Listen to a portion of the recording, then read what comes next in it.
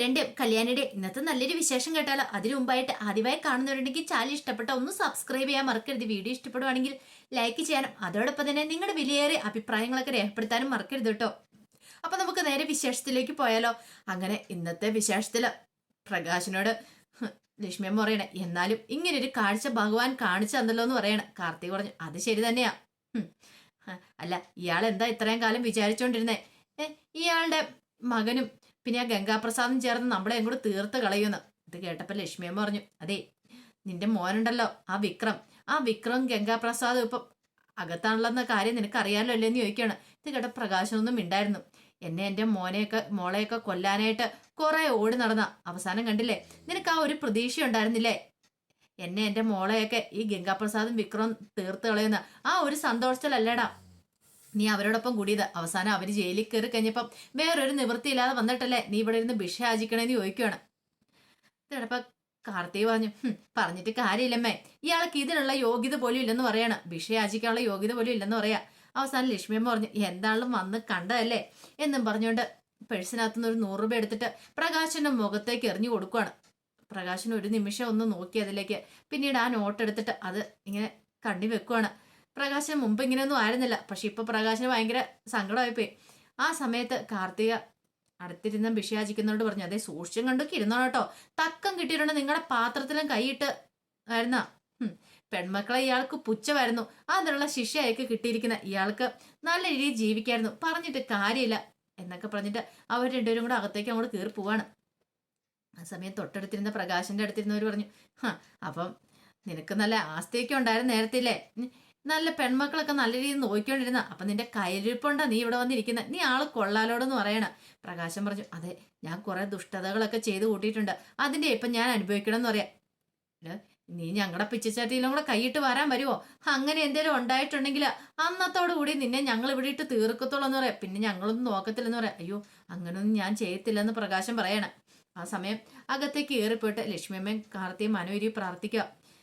കാർത്തിക പ്രാർത്ഥിച്ചു, ഭഗവാനെ, എൻ്റെ തലതല്ലി പൊളിച്ചവനെ വിക്രം, അങ്ങനെയുള്ള അവന് അന്നത് ചെയ്ത് കഴിയുമ്പോൾ എനിക്ക് നല്ല സങ്കടം ഉണ്ടായിരുന്നു. പക്ഷേങ്കിൽ ഇന്ന് അതിനേക്കാൾ നല്ലൊരു കാഴ്ച ഞാനിവിടെ കണ്ടു. ഇങ്ങനെയൊരു കാഴ്ച ഞാൻ ക്ഷേത്രത്തിലേക്ക് വന്നു കഴിഞ്ഞപ്പോൾ എനിക്ക് കാണാൻ പറ്റിയത് ഒത്തിരി സന്തോഷമുണ്ടെന്ന് പ്രാർത്ഥിക്കണം. അതുപോലെ തന്നെയായിരുന്നു ലക്ഷ്മിയമ്മ. അപ്പോഴേക്ക് തിരുമേനി അങ്ങോട്ടേക്ക് വന്നു. രണ്ടുപേരും വന്നോ, ഇപ്പം എങ്ങനെയുണ്ട് മോളെ എന്നൊക്കെ ചോദിക്കണം. കുഴപ്പമില്ലാന്ന് പറയാം. അതെ, മോള് ഹോസ്പിറ്റലായതിനു ശേഷം കല്യാണി മോളുടെ അമ്മയും ഇടയ്ക്കിടയ്ക്ക് വരും, വന്നിട്ട് മോൾക്ക് വേണ്ടി മോളുടെ അമ്മയ്ക്ക് വേണ്ടി മൃത്യുഞ്ജയ പുഷ്പാഞ്ജലിയൊക്കെ കഴിപ്പിക്കാറുണ്ടായിരുന്നു പറയണം. ഇത് കേട്ടപ്പം ലക്ഷ്മിയമ്മ പറഞ്ഞു, അതൊക്കെ ഞങ്ങൾക്ക് അറിയാൻ തിരുമേനി, കാരണം അവർ അത്രയ്ക്ക് നല്ലവരാ, ഞങ്ങളുടെ ജീവന് വേണ്ടിയിട്ടാ അവർ പ്രാർത്ഥിച്ചുകൊണ്ടിരുന്നേ. ഈ സമയം തിരുമേനി ചോദിച്ചാൽ പുറത്തൊരാൾ ഇരിക്കുന്ന കണ്ടില്ലെന്ന് ചോദിക്കാം. കണ്ടെന്ന് പറയാണ്. അയാളും അയാളുടെ മകനും കൂടെ ഞങ്ങളുടെ ജീവൻ എടുക്കാൻ വേണ്ടിയാണ് നടന്നുകൊണ്ടിരുന്നതെന്ന് പറയാം. അതിനുള്ള ശിക്ഷ കിട്ടിയെന്ന് പറയണം. മകൻ ജയിലിലുമായി, അയാൾ അങ്ങനെ ആയെന്ന് പറയാം. തിരുമേനി പറഞ്ഞു, പകല് മുഴുവൻ ഇവിടെ ഉണ്ടായിരിക്കും, ഇവിടെ നിന്ന് പടച്ചോറും കാര്യങ്ങളെല്ലാം കഴിക്കും, പിന്നെ രാത്രിയിൽ ഇവിടെ കിടന്ന് ഉറക്കാൻ പറ്റില്ല, കാരണം നായകളുടെ ശല്യം ഉള്ളതുകൊണ്ട് അത് പറ്റില്ല എന്ന് പറയാം. ലക്ഷ്മിയമ്മ പറഞ്ഞു, നായ്ക്കളോ അയാളെയോ ഒരിക്കലും ഉപദ്രവിക്കില്ല, കാരണം എന്താണെന്നറിയോ, നായ്ക്കൾക്കും അതിൻ്റെതായ വിലയും കാര്യങ്ങളും ഇല്ലേ, നായ്ക്കൾ പോലെ അയാളെ കണ്ടിട്ടുണ്ടെങ്കിൽ ഓടിപ്പോകത്തുള്ളൂ പറയണം. അങ്ങനത്തെ ഒരു ജന്തു അല്ലേ അയാളെന്നൊക്കെ ലക്ഷ്മിയമ്മ പറയണം. പിന്നീട് അങ്ങനെ അവർ പ്രസാദമൊക്കെ വാങ്ങി നേരെ കാർത്തിക ലക്ഷ്മിയമ്മയും പോകുന്ന കിരണിനെയും കല്യാണിയും കാണാനായിരുന്നു. അങ്ങനെ കിരണിനെയും കല്യാണിയും കണ്ടു കഴിഞ്ഞപ്പോഴത്തേനും ലക്ഷ്മിയമ്മ പറഞ്ഞു, അതെ, ഞങ്ങൾ രാവിലെ ക്ഷേത്രത്തിൽ പോയതായിരുന്നു പറയാ. ഇത് കേട്ടപ്പം കാർത്തിയോട് ചോദിച്ചു, എങ്ങനെയുണ്ട് ചേച്ചി, ഇപ്പൊ കുറവൊക്കെ ഉണ്ടോയെന്ന് ചോദിക്കണം. ഇപ്പൊ ഒരു കുഴപ്പമില്ല, പിന്നെ ഒരു കാര്യമുണ്ട്, ചെന്ന് കഴിഞ്ഞപ്പോഴത്തേനൊരു സന്തോഷമുള്ളൊരു കാര്യം കണ്ടെന്ന് പറയണേ. സന്തോഷമുള്ള കാര്യമോ? അതെ, ക്ഷേത്രത്തിലേക്ക് പോയ സമയത്ത് ആ ഒരു കാഴ്ച കാണാൻ പറ്റിയെന്ന് പറയാം. നിങ്ങൾ ചെല്ലുവാണെങ്കിൽ നിങ്ങൾക്കും ആ കാഴ്ചയെ കാണാൻ പറ്റുമെന്ന് പറയാം. ഇത് കേട്ട് വെച്ചപ്പോൾ കല്യാണി വെച്ച് എന്ത് കാഴ്ചയെന്ന് ചോദിക്കാം. പ്രകാശനുണ്ടല്ലോ, അയാൾ അവിടെ ഇരുന്ന് ഭിക്ഷ യാചിക്കുന്നുണ്ടെന്ന് പറയണേ. ഭിക്ഷ യാചിക്കാനോ? അതെ. ലക്ഷ്മിയമ്മ പറഞ്ഞു, കണ്ടതല്ലേന്ന് കരുതിയിട്ട് ഞാനൊരു 100 രൂപ അയാൾക്ക് നേരെ എറിഞ്ഞു കൊടുക്കുകയും ചെയ്യുന്നു പറയണം. ഇത് കേട്ടപ്പോൾ കാർത്തിക പറഞ്ഞു, അയാളത് എടുത്തിട്ട് ഭയങ്കര സന്തോഷമുണ്ട് അയാളുടെ മുഖത്ത്, പക്ഷെ ഇപ്പോഴത്തെ ആ മുഖത്തെ ഭാവപ്രകടനങ്ങളെ കണ്ടിട്ട് നമുക്കൊന്നും വിശ്വസിക്കാൻ പറ്റില്ല എന്ന് പറയണം. ഇത് കേട്ടപ്പോൾ കല്യാണി പറഞ്ഞു, അത് ശരി തന്നെയാ, അതല്ല അതിലപ്പുറം ചെയ്യുന്നതെന്ന് പറയണം. കിരൺ പറഞ്ഞു, അയാൾക്കൊരു മാറ്റം ഉണ്ടാകാൻ ഒരു വഴിയില്ലെന്ന് പറയാം, കാരണം അയാൾ അത്രമാത്രം ദുഷ്ടതകളൊക്കെ ചെയ്ത് കൂട്ടിയിട്ടില്ലെന്ന് പറയണം. അത് കേട്ട് കഴിഞ്ഞപ്പം കല്യാണി പറഞ്ഞു, അത് ശരി തന്നെയാ, നിസ്സാര കാര്യമൊന്നും അല്ലല്ലോ ചെയ്ത് കൂട്ടിയിരിക്കുന്നത്, ചേച്ചിന് തന്നെ എത്ര തവണ ഇല്ലാതാക്കാൻ ശ്രമിച്ചു, പിന്നെ എൻ്റെ കാര്യം പിന്നെ പറയണ്ട. ഞാൻ ജനിച്ചപ്പോൾ മുതൽ ഞാൻ പീഡനങ്ങൾ അനുഭവിച്ചു വരുന്നതെന്ന് പറയാം. അതുകൊണ്ട് അയാൾക്ക് അങ്ങനെ പെട്ടെന്ന് മാറാനൊന്നും പറ്റില്ല. അല്ലെങ്കിൽ തന്നെ പെൺമക്കളെന്ന് പറഞ്ഞിട്ടുണ്ടെങ്കിൽ അയാൾക്ക് വെറുപ്പായിരുന്നല്ലോ എന്ന് പറയാം. ലക്ഷ്മിയമ്മ പറഞ്ഞു, ഇനി ഇപ്പം ആ വെറുപ്പൊക്കെ മാറിക്കോളെന്ന് പറയാം. അതുപോലെയുള്ള ഇരിപ്പായിരിക്കണേന്ന് പറയാം. ഇങ്ങനെ പോയിട്ടുണ്ടെങ്കിൽ അധികം വൈകാതെ കാര്യത്തിലൊരു തീരുമാനമാവെന്ന് പറയാണ്. ഈ സമയം കിരൺ പറഞ്ഞു, അങ്ങോട്ടേക്കൊന്ന് പോവേണ്ടതായിരുന്നു, ആ കാഴ്ച ഒന്ന് കാണണ്ടായിരുന്നു പറയണ. കല്യാണം പറഞ്ഞു, എന്തിനാ കിരണേട്ടാ പോകുന്നേ? അയാൾ അവിടെ എങ്ങാനും ഇരിക്കട്ടെ, അങ്ങനെ ഒരു കാഴ്ച കാണാൻ ഞാൻ ഒട്ടും താല്പര്യപ്പെടുന്നില്ല എന്ന് പറയാണ്. അയാൾക്ക് ഇഷ്ടം പോലെ അവസരങ്ങൾ ഉണ്ടായിരുന്നു, പക്ഷെ അയാൾ അതൊന്നും പ്രയോജനപ്പെടുത്തില്ല എന്ന് പറയാ. അത് കേട്ട് കഴിഞ്ഞപ്പോ കാർത്തി പറഞ്ഞു, അത് ശരി തന്നെയാ, പക്ഷെ പറഞ്ഞിട്ട് കാര്യമില്ല. അയാളെപ്പോലെ ദുഷ്ടന് ഒരിക്കലും മാറാൻ പറ്റുമെന്ന് എനിക്ക് തോന്നില്ല. അങ്ങനെ മാറാൻ പറ്റുമായിരുന്നെങ്കിൽ അയാൾ പണ്ടേ മാറിയാനെന്ന് പറയാ. ഈ സമയത്ത് ലക്ഷ്മിയമ്മ പറഞ്ഞു, ഇനിയിപ്പോ അയാൾക്ക് അവിടെ ഇരിക്കുവാൻ നിവൃത്തിയുള്ളൂ, അല്ലാതെ എന്ത് ചെയ്യാൻ പറ്റും? മകൻ നോക്കുമെന്ന് തോന്നുന്നുണ്ടോ? ഇല്ലല്ലോ, മകൻ ജയിലിലല്ലേ എന്ന് ചോദിക്കുക. അപ്പോഴേക്കും കിരൺ പറഞ്ഞു, അത് ശരി തന്നെയാ, ഇനിയിപ്പം ഇറങ്ങിയാൽ പോലും അവൻ എന്താളും തിരിഞ്ഞു നോക്കുമെന്ന് തോന്നുന്നില്ലെന്ന് പറയണം. കാർത്തിക പറഞ്ഞു, സൂക്ഷിക്കണം, ഈ പറയുന്ന ഗംഗാപ്രസാദും അവന് എപ്പോഴാണ് ജയിലിൽ ചാടുന്നതെന്നോ അല്ലെങ്കിൽ ജയിലിൽ നിന്ന് മോചിതനാണെന്നോ പറയാൻ പറ്റില്ല. അങ്ങനെ ഇറങ്ങിയിട്ടുണ്ടെങ്കിൽ കണ്ടും കരുതി ഇരിക്കണമെന്ന് പറയണം. നല്ല വൈരാഗ്യത്തോടെ ആയിരിക്കും പുറത്തിറങ്ങി വരുന്നതെന്ന് പറയാം. കിരൺ പറഞ്ഞ് ഇറങ്ങട്ടെ, അവരെന്താളും ഒന്നും ചെയ്യുന്ന എനിക്ക് തോന്നുന്നില്ല. കാരണം അവർക്കൊന്നും ഇനിയൊന്നും ചെയ്യാനൊന്നും പറ്റില്ല. ചിറകൊടിഞ്ഞ പക്ഷികളെ പോലെയല്ല രണ്ടുപേരും.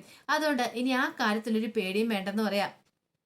പിന്നീട് അവർ കുറച്ച് സമയം സംസാരിച്ചിട്ട് അങ്ങോട്ടേക്ക് പിരിയണത്. ഈ സമയത്ത് ഭാനുമതി മുത്തശ്ശി നേരെ വൃദ്ധസ്ഥാനത്തിലെ ആ മാഡത്തിന്റെ അടുത്തേക്ക് ചെല്ലുവാണ്. ചെന്നിട്ട് പറഞ്ഞത്, എനിക്ക് ക്ഷേത്രത്തിൽ വരെ പോണെന്ന് പറയണം. അല്ല എന്താ അമ്മേ? ഭാനുമതി അമ്മ ഇപ്പൊ പെട്ടെന്ന് എന്താ? അത് പിന്നെ ഉണ്ടല്ലോ, അവിടെ ഒരാൾ ഭിക്ഷ അയച്ചിരിക്കുന്നുണ്ട്, അയാളെ ഒന്ന് കാണാൻ വേണ്ടി പോകുന്നതെന്ന് പറയണം. എന്താ, അയാളെ ഇങ്ങോട്ട് കൂട്ടിക്കൊണ്ട് വരാനാന്ന് ചോദിക്കും. കൂട്ടിക്കൊണ്ട് വരാനൊന്നും പോകുന്നില്ലെന്ന് പറയാം. അതെന്താ? അയാളെ കൂട്ടിക്കൊണ്ട് വരാനൊന്നും കൊള്ളത്തില്ല മാഡം എന്ന് പറയാം. അതെന്താ അങ്ങനെ പറഞ്ഞേ? അതുപോലത്തെ ഒരു ദുഷ്ടനാന്ന് പറയാണ്. അല്ല, നേരത്തെ അറിയാൻ തോന്നല്ലോ ഭാനുമതി അമ്മയ്ക്ക്. അറിയാം, അതാരാന്നറിയോ? എന്റെ മോൻ പ്രകാശനാന്ന് പറയണേ. പ്രകാശനോ? അയാളെ കുറിച്ച് നിങ്ങൾ എല്ലാരും പറഞ്ഞ അറിവുള്ളൂ എനിക്കുള്ളെന്ന് പറയാ. എന്നാലും അയാളൊരു സംഭവം തന്നെയാ കേട്ടോ. ഇത് കേട്ട് കഴിഞ്ഞപ്പോൾ ഭാനുമതി അമ്മ പറഞ്ഞു, അത് ശരിയാ. ശരിക്കും പറഞ്ഞാല് അയാളെ പോലെ അവനെ പോലെ ഒരു മകനെ ഞാൻ പ്രസവിച്ചല്ലോ എന്നാ എനിക്കിപ്പോ തോന്നുന്നേ. വേണ്ടിയിരുന്നില്ല എന്ന് എനിക്ക് തോന്നുന്നുണ്ട്. ഞാനും ഇങ്ങനെ കുറെ തെറ്റുകളൊക്കെ ചെയ്താ, എന്നാലും അവസാനം വന്നു കഴിഞ്ഞപ്പോ എനിക്ക് മനസ്സിലായി ഞാൻ ചെയ്യുന്ന തെറ്റാന്ന്. അതുകൊണ്ടാണ് ഞാൻ മാറാൻ തന്നെ തീരുമാനിച്ചെന്ന് പറയാ. അപ്പോഴേക്കും അവിടുത്തെ മാഡം പറഞ്ഞു, എന്നാലും കല്യാണി ചെറുപ്പത്തിൽ എത്രമാത്രം സഹിച്ചിട്ടുണ്ട്. ആ മോളായതുകൊണ്ടാ സഹിച്ചത്. എന്നിട്ട് വീണ്ടും അയാളെ പോലെ ദുഷ്ടന് ഹോസ്പിറ്റൽ ചെലവും കാര്യങ്ങളൊക്കെ നടത്തില്ലെന്നിരിക്കുക. അതെ, അതാണ് കല്യാണി മോളുടെ മഹത്വം. കല്യാണി മോൾ തിരിഞ്ഞു പോലും നോക്കാൻ പാടുള്ളതായിരുന്നില്ല. പക്ഷേങ്കില് അവൾ അങ്ങനെയല്ല, അവൾക്ക് എല്ലാവരുടെ സ്നേഹമാണ്. അതുകൊണ്ടല്ലേ അത്രയൊക്കെ ദുഷ്ടതകൾ സ്വന്തം അച്ഛൻ കാണിച്ചിട്ടും അച്ഛനാന്നുള്ള ഒരു പരിഗണന വെച്ചിട്ട് അവസാനം ഹോസ്പിറ്റൽ ചിലവും കാര്യങ്ങളും നോക്കി അവനൊരു സ്റ്റിക്കും വാങ്ങിച്ചു കൊടുത്തേ എന്നൊക്കെ പറയാം. ഇതൊക്കെ കേട്ട് കഴിഞ്ഞപ്പം ആ മാഡം പറഞ്ഞു, എനിക്ക് ഇത് ചിന്തിക്കാൻ പോലും പറ്റുന്നില്ല ആ മോൾ അനുഭവിച്ച വേദനകളും ദുരിതങ്ങളൊക്കെ. ഇത് കേട്ടിട്ട് ഭാനുമതിയും പറഞ്ഞു, ഞാനും കുറെ ഉപദ്രവിച്ചിട്ടുണ്ട്, അതിനുള്ള ശിക്ഷ ദൈവം എനിക്ക് തന്നു. പക്ഷെ ഞാൻ അവസാനം എനിക്ക് മനസ്സിലായി ഞാൻ ചെയ്ത തെറ്റാന്നും മനസ്സിൽ കരുതി കണ്ടു കഴിഞ്ഞപ്പം ഞാൻ മാറാനായിട്ട് തയ്യാറായി. പക്ഷേങ്കിൽ അവനുണ്ടല്ലോ, അവൻ ഇതുവരായിട്ട് മാറാൻ തയ്യാറായിട്ടില്ല. അവനെ എനിക്കൊന്ന് പോയി കാണണം മാഡം, അതുകൊണ്ടാണ് ഞാൻ പോണേന്ന് പറയാം. ശരി, ഞാൻ പെട്ടെന്ന് പോയിട്ട് വരാമെന്ന് പറഞ്ഞുകൊണ്ട് ഭാനുമതി അമ്മ അങ്ങോട്ട് പോവുകയാണ്. പിന്നീട് ഭാനുമതി അമ്മ ക്ഷേത്രത്തിലേക്ക് ചെല്ലുമ്പോൾ പ്രകാശിന്റെ കൂടെ ഉള്ളവരിങ്ങനെ ആഹാരം കഴിച്ചുകൊണ്ടിരിക്കുക, ചോറ് കഴിച്ചുകൊണ്ടിരിക്കുകയാണ്. അങ്ങനെ ഭാനുമതി അമ്മ ആ കാഴ്ച കണ്ടിങ്ങനെ പോയി നോക്കിയിരുന്നു. പിന്നീട് പ്രകാശനോട് ചോദിച്ചു, എങ്ങനെയുണ്ട് പ്രകാശ ചോറെന്ന് ചോദിക്കുകയാണ്. ഇതോടെ പ്രകാശൻ ഒരു നിമിഷം ഞെട്ടി നോക്കി. അമ്മയോന്ന് ചോദിക്കുകയാണ്. ഇതെന്റെ അമ്മയാന്ന് ഭയങ്കര സന്തോഷത്തോടെ ചുറ്റുമുള്ളവരോട് പറയണം. അപ്പത്തേനും ഭാനുമതിയും പറഞ്ഞു, അമ്മയോ? ആരുടെ അമ്മ? എനിക്ക് നിന്നെ അറിയത്ത് പോലും ഇല്ലെന്ന് പറയണം. പ്രകാശന്റെ മുഖം കൂടെ മാറി. പ്രകാശന് വല്ലാത്തൊരവസ്ഥയായിപ്പോയി. എടാ, നീ മോനാന്ന് പറയാൻ പോലും നാണക്കേടാടാ, നിന്നെപ്പോലെ ഒരു മോന്. ഇത് കേട്ട് കഴിഞ്ഞപ്പം ചുറ്റുമുള്ളവർ പറഞ്ഞു, എടാ പ്രകാശ, അപ്പൊ നിന്റെ അമ്മയാന്ന് പറഞ്ഞിട്ട് പ്രകാശൻ എന്ത് ഉത്തരം പറയണം നടത്തില്ല. പിന്നീട് ഭാനുമതിയമ്മ ചോദിച്ചു, എടാ ഇപ്പൊ നീ ഇവിടെ സ്ഥിരതാമസമാക്കിയേക്കോ ഇവിടുത്തെ ചോറൊക്കെ തിന്ന്. എടാ ഇതിന്റെ ഒന്നും ആവശ്യമില്ലായിരുന്നല്ലോ, നല്ല രീതിയിൽ തന്നെ നിനക്ക് ജീവിക്കായിരുന്നല്ലോ. നിനക്ക് അതിന് വേണ്ടി ദൈവം 3 പെൺമക്കളെ തന്നായിരുന്നല്ലോ. പക്ഷെ നീ ആ സമയത്ത് മകനെ തലയിലേക്ക് ഏറ്റുവെച്ചു. അതിനകത്ത് എനിക്കും പങ്കുണ്ടായിരുന്നു. പക്ഷേങ്കിൽ അവസാനം എനിക്ക് ബോധ്യമായി അത് ശരിയല്ലാന്ന് തോന്നിയപ്പോൾ ഞാൻ മാറി. ഇപ്പോഴാണെങ്കിലും എനിക്ക് എൻ്റെ കൊച്ചുമക്കളുടെ പെൺമക്കളുടെ അടുത്തേക്ക് എനിക്ക് ഓടിച്ചെല്ലടാ. അവർ 3 പേരും എന്നെ പൊന്നുപോലെ നോക്കും. പക്ഷെ നിനക്ക് കയറി ചെല്ലാൻ പറ്റുമോ? ഇല്ല. അതെന്തുകൊണ്ടാ? നീ ഇതുവരെയായിട്ടും മാറിയിട്ടില്ല പ്രകാശ. നീ മാറിയില്ലെങ്കിൽ നിനക്ക് ഒരിക്കലും ഒരു ഗതിയും പരഗതി ഇല്ലാതെ നീ ഇനി ഇങ്ങനെ തെണ്ടി തിരിയേണ്ടതായിട്ട് വരുമെന്ന് പറയാം. നിനക്ക് ഒരിക്കലും ഒരു ഗതി ഉണ്ടാകത്തില്ലെന്ന് പറയാം. ഇതേടം പ്രകാശം പറഞ്ഞ, അമ്മേ ഞാൻ അമ്മേന്ന് പോലും നീ എന്നെ വിളിച്ചു പോയേക്കല്ലെന്ന് പറയണ. പിന്നീട് ഭാനുമതിയമ്മ അവിടെ ഉള്ളവരോട് പറഞ്ഞു, അതെ ഇവന് ആരാ എന്താണെന്നറിയാവോ? ഇവന് ഇത്രയില്ലാത്തൊരു കൊച്ചു കുഞ്ഞിനോട് ക്രൂരത ചെയ്തിട്ടുണ്ട്. ഇവനോടൊപ്പം ചേർന്ന് ഞാനും അവളോട് ക്രൂരത ചെയ്തിട്ടുണ്ട്. അവളുടെ പുസ്തകമൊക്കെ ഞാൻ കത്തിച്ച് കളഞ്ഞിട്ടുണ്ട്. പക്ഷേങ്കിൽ അതിന് എൻ്റെ മനസ്സ് ഇപ്പോഴും പെടഞ്ഞുകൊണ്ടിരിക്കുക. പക്ഷെ ഇവൻ ഇപ്പോഴും അവളെ വിടാനായിട്ട് ഉദ്ദേശിച്ചിട്ടില്ല. ഈ അവസ്ഥ നിന്നാലും ഇപ്പോഴും ഇവന്റെ മനസ്സിലെ വിചാരം അവളെ കൊല്ലണമെന്നേ ഉള്ളൂ. ഇനി മിക്കവാറും ഇങ്ങനെ ഭിക്ഷ അയച്ച് കിട്ടുന്ന പൈസയൊക്കെ ഇവൻ സ്വരൂപിച്ചു വെക്കും. എന്തിനാണെന്നറിയാവോ? ആ മോളെ കൊല്ലാൻ വേണ്ടിയിട്ട്. അത്ര നല്ലൊരു മോളാ അവള്. പക്ഷെ അവളെ കൊല്ലാനായിട്ട് ശ്രമിക്കുന്ന ഇവന് ഇനി ഒരിക്കലും സ്വസ്ഥത സമാധാനം ഉണ്ടാകത്തില്ലെന്ന് പറയാം. എടാ, നീ എന്ത് ധൈര്യത്തിലടാ വീണ്ടും കല്യാണി മോളെ കൊല്ലാനായിട്ട് നടക്കുന്നേ? ഇത്രയെങ്കിലും ഇതുണ്ടായിരുന്നെങ്കിൽ നീ നല്ല രീതിയിൽ ജീവിച്ചേണം. അല്ലെങ്കിൽ തന്നെ നീ ഹോസ്പിറ്റലിൽ കിടന്ന സമയത്ത് നിന്റെ ചെലവുകളും കാര്യങ്ങളും നോക്കി നിനക്ക് ആ സ്റ്റിക്കൊക്കെ മേടിച്ചെന്ന് ആരടാ? ആ മോള് തന്നെയല്ലേന്ന് ചോദിക്കുക. എന്നിട്ട് അവളെ മനസ്സിലാക്കാൻ നിനക്ക് പറ്റിയില്ലോ പ്രകാശ. നിനക്ക് ഒരിക്കലും നല്ലൊരു ജീവിതം കിട്ടാൻ പോകുന്നില്ലെന്ന് പറയാ. അങ്ങനെ നല്ലൊരു ജീവിതം കിട്ടണമെങ്കിൽ നീ നന്നാവണം.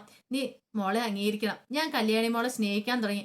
അതുകൊണ്ട് എനിക്കിപ്പോൾ ഒരു നല്ല ജീവിതം കിട്ടി. നീ മോളെ സ്നേഹിക്കാൻ എന്ന് തുടങ്ങുന്നോ അന്നോ നിനക്കൊരു നല്ല ജീവിതം കിട്ടുമോടാ. അല്ലെങ്കിൽ നീ നശിച്ച് നാരായണക്കല്ല് പിടിച്ചു പോകത്തുള്ളൂ എന്നൊക്കെ പറഞ്ഞുകൊണ്ട് ഭാനുമതിയും മുത്തശ്ശി അവിടെ നിന്ന് പ്രാഗുവാണ്. നിനക്ക് ഒരു ഗതി ഉണ്ടാകത്തില്ലെന്ന് പറയണം. ഇതും പറഞ്ഞിട്ട് ഭാനുമതി മുത്തശ്ശി അങ്ങോട്ട് പോയി കഴിഞ്ഞപ്പോൾ ആ കൂടെയുള്ളവർ പറഞ്ഞു, കൊള്ളാലോ, അമ്മ പോലും ഇങ്ങനെ പറയണേ. അപ്പം നിങ്ങൾ നിസ്സാരക്കാരനല്ല അല്ലേ എന്ന് പറയണം. പ്രകാശന്റെ കണ്ണ് നിറഞ്ഞൊഴുകി. പ്രകാശന് വിക്രം പറഞ്ഞ കാര്യങ്ങളൊക്കെ മനസ്സിലേക്ക് വരുവാണ്. നിങ്ങളെന്റെ അച്ഛനാണോടോ? ഇവിടെ നിന്ന് ഇറങ്ങിയ ആദ്യം നിങ്ങളെ ഞാനായിരിക്കും കൊല്ലാൻ പോകുന്നേ കണ്ടോ എന്നൊക്കെ പറഞ്ഞ് ആ വാക്കുകളൊക്കെ ഓർത്ത് കഴിഞ്ഞപ്പോൾ പ്രകാശൻ സഹിക്കാൻ പറ്റിയില്ല. പ്രകാശന് സമനില എറ്റുന്ന പോലെ തോന്നി. പിന്നീട് പ്രകാശൻ നേരെ ജയിലിലേക്ക് എല്ലുവാണ്. അങ്ങനെ വിക്രത്തിന്റെ അടുത്തേക്ക് എല്ലുവാണ്. വിക്രം വന്നിട്ട് ചോദിച്ചു, ആരെങ്കിലും കൊന്നിട്ടാണോ വരുന്നതെന്ന് ചോദിക്കുവാണ്. ഇത് കേട്ട പ്രകാശൻ ചോദിച്ചു, ആരെ കൊന്നിട്ട്? അല്ല, ആ കല്യാണിയോ കാർത്തികേയനോ അങ്ങനെ ആരെങ്കിലും ഇല്ലാന്ന് പറയാം. പിന്നെ താൻ എന്ത് കാണാനാണോ ഇങ്ങോട്ടേക്ക് വന്നേന്ന് ചോദിക്കുക. എടാ മോനെ, എന്റെ കാല് ഇവിടെ തനിക്ക് ഒരു കാലിലേ പോളൂ, ഒരു കാലുണ്ടല്ലോ. എന്നിട്ട് പിന്നെ താൻ എന്ത് കാണാൻ ഞൊണ്ടി ഞൊട്ടി ഇങ്ങോട്ടേക്ക് വന്നേ? ഇത് ഒരു കാര്യം ഞാൻ പറഞ്ഞേക്കാം, അവരെ തീർത്തില്ലെങ്കിൽ ആദ്യം പുറത്തിറങ്ങിയപ്പോ തന്നെ ഞാനായിരിക്കും തീർക്കാൻ പോണെന്ന് പറയാം. താണമില്ലാത്ത അയാൾ വന്നിരിക്കുന്നു വീണ്ടും എൻ്റെ അടുത്തേക്ക്. പിന്നെ എന്ത് കാണാനാ? എന്റെ മോന്ത കാണാനാണ് താൻ ഇങ്ങോട്ടേക്ക് വന്നേ? ഇതിനേക്കാളും ഭേദം താൻ പോയി വില തൂങ്ങിച്ചാന്നായിരുന്നു. വന്നിരിക്കുന്നു പറഞ്ഞുകൊണ്ട് ദേഷ്യപ്പെടുകയാണ്. പ്രകാശന് എന്ത് ചെയ്യണം എന്നറിയത്തില്ലാത്ത വല്ലാത്തൊരവസ്ഥ നിൽക്കുക. അപ്പൊ അതിന്റെ വിശേഷങ്ങളൊക്കെ എന്ന് കാണുന്നത്. ഇതിന്റെ ബാക്കി വിശേഷങ്ങളുമായിട്ട് വൈകുന്നേരത്തെ പ്രൊമോയി വരാട്ടോ. ഒരിക്കൽ കൂടി എല്ലാവർക്കും ശുഭദിനം നേർന്നുകൊണ്ട് നിർത്തുന്നു.